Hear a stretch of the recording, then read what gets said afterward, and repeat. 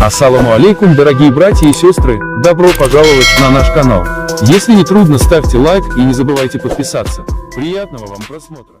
الحمد لله رب العالمين والصلاة والسلام على أشرف المرسلين سيدنا ونبينا ومولانا محمد وعلى آله وصحبه أجمعين أما بعد.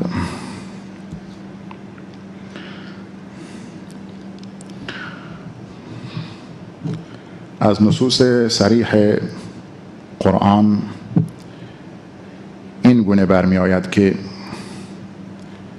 خداوند اراده اش حاکم بر جهان آفرینش است و هیچ اراده ای نیست مگر تحت اراده پروردگار.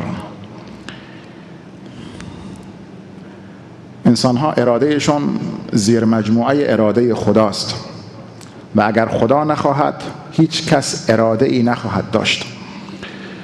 خدا خواسته است که انسان اراده داشته باشد. خدا به انسان اراده داده است و به او اختیار داده است در آن چیزی که محل امتحان و آزمایش اوست.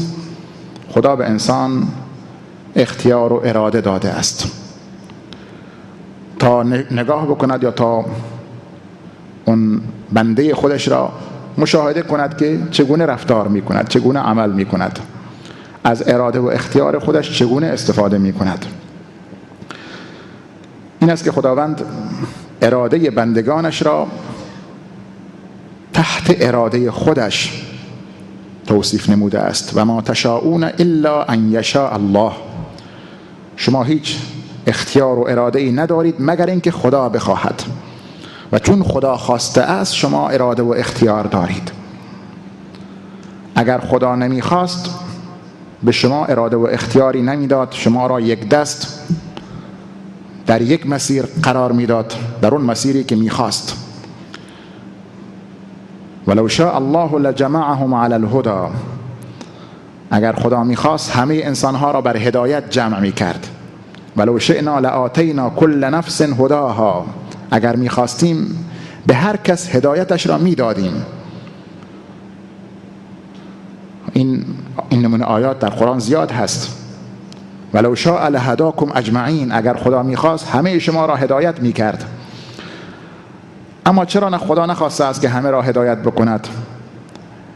بل این جواب این است که نه اینکه خداوند نخواسته است انسان ها هدایت بشوند، بلکه خداوند انسان ها را با اختیار و اراده خودشون خلق کرده است که خودشون انتخاب بکنند، راه را تشخیص بدهند و انتخاب بکنند. ولو شاء الله لجعلكم امة واحده ولكن ليبلوكم فيما آتاكم. اگر خدا میخواست شما را یک امت واحده قرار میداد، یک دست شما را در یک مسیر قرار میداد، ولیکن میخواهد شما را امتحان بکند در آنچه که به شما داده است از امکانات، از توانمندی ها، که چگونه رفتار میکنید. اما اون چیزی که به دین مربوط است، به حق و باطل مربوط است، اینجا دیگه اراده خدا حاکم کل است و هیچ کس نمیتواند اینجا برخلاف اراده خدا قدمی بردارد. اینجاست که اراده خدا دقیقاً تعیین کننده است، چون قضیه بحث دین است، حق است و باطل است که خداوند اراده اش این است که دینش جهانی بشود و خداوند برخلاف اراده همه اونهایی که میخواهند چراغ دین را خاموش کنند و نور خدا را خاموش کنند به خیال خودشون، خداوند میخواهد که این نورش به کمال برسد. یریدون لیطفئوا نور الله بافواههم والله متم نوره ولو کره الکافرون. میخواهند نور خدا را با دهانهایشان خاموش کنند، ولی خداوند نور خود را کامل خواهد کرد هرچند کافران خوششون نیاید. هو الذي ارسل رسوله بالهدى ودين الحق ليظهره على الدين كله ولو كره المشركون. خداوند پیامبرش را به هدایت و دین حق فرستاده است تا این دین را بر همه ادیان غالب بگرداند هرچند مشرکان خوششون نیاید. این است که خداوند جبار است، یعنی اراده اش حاکم است و اراده خود را تحمیل می کند بر جهان کائنات. هر چه که خدا بخواهد همون می شود. و اگر قضیه امتحان نبود هم خدا انسان را مجبور خلق می کرد با یک توانمندی مشخصی که نتواند دست با خطا بکند، نتواند این طرف و آن طرف برود، در یک مسیر فقط او را قرار میداد.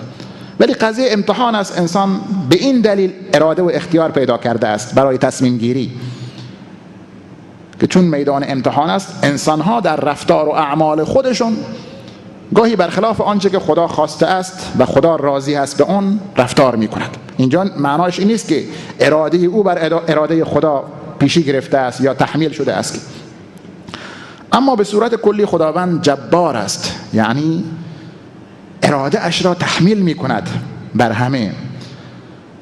خداوند قوی و عزیز است، قدرتمند و شکست ناپذیر. و عاقبت امور دست خداست، ولله عاقبت الامور. عاقبت کارها در اختیار پروردگار است. اینجاست که ما معتقدیم آنچه که به دین خدا مربوط است، به بحث احقاق حق و ابطال باطل مربوط است، اینجا خداوند اراده اش را تحمیل می کند. در بحث جنگ بدر ما اشاره کردیم بهش شب گذشته که خداوند برخلاف آنچه که انسانها می‌خواستند، اراده اش این بود که جنگی در بگیرد تا فیصله بین حق و باطل صورت بگیرد، که با وجود اینکه اونها قرار نگذاشته بودند که رو در روی هم قرار بگیرند و اصلا جنگی در نظرشون نبود که جنگی اتفاق بیفتد، اما دو لشکر ناخواسته رو در روی هم قرار گرفتند. لیقضی الله امرا کان مفعولا، تا خدا آنچه را که باید میشد انجام بدهد. لیحق الحق و یبطل الباطل ولو کره المجرمون، تا خداوند حق را به کرسی بنشاند، حق را حق بگرداند و باطل را ابطال بکند، باطل را باطل بگرداند، هرچند مجرمان خوششون نیاید. اینجا دیگه اراده خدا حاکم است، اراده انسان ها تأثیری ندارد اصلا. اینجاست که خدا نقش آفرینی می کند و هر چه که خدا بخواهد انجام می دهد. در طول تاریخ بشریت اینطور بوده است، در آنچه که در رابطه با ادیان است، در رابطه با دین خداست. در تاریخ پیامبران گذشته و ادیان آسمانی شما مطالعه بفرمایید، قرآن صریحاً بیان کرده است این را که چگونه خداوند اراده اش را بر همه اراده ها غالب گردانیده است. چگونه اراده خدا در احقاق حق همیشه غالب بوده است، در احقاق حق و ابطال باطل و در به کرسی نشاندن دین خودش، در اینکه دین خدا غالب بشود، در اینکه اون اراده خدا تحقق پیدا بکند. قصه یوسف علیه السلام را در قرآن میخوانیم که چگونه برادرانش خواستند این پیامبری را که خداوند او را به عنوان پیامبر در نظر گرفته بود که پیامبر او بشود، خواستند او را سربنیست بکنند، او را در چاه انداختند. از ته چاه به کجا رفت؟ چه شد بعد؟ در ته چاه انداخته شد، اما از چاه بیرون آمد، بر تخت نشست، به وزارت رسید، به پیامبری رسید و به قدرت و سیطره ای رسید که اون برادران آمدن در مقابل او زانو زدند، تعظیم کردند، هیچ چاره‌ای نداشتند. شخصیتی را که خدا به عنوان پیامبر تعیین کرده بود که پیامبر او بشود، آنها خواستند این شخصیت را نابود بکنند. مگر می شود با اراده خدا در افتاد؟ کسی می تواند با خدا در بیفتد مگر؟ این است که خداوند اراده اش را حاکم کرد اینجا. والله غالب علی امره ولکن اکثر الناس لا یعلمون. خداوند بر کار خودش غالب است، ولیکن اکثر مردم حالیشون نیست، نمیدانند.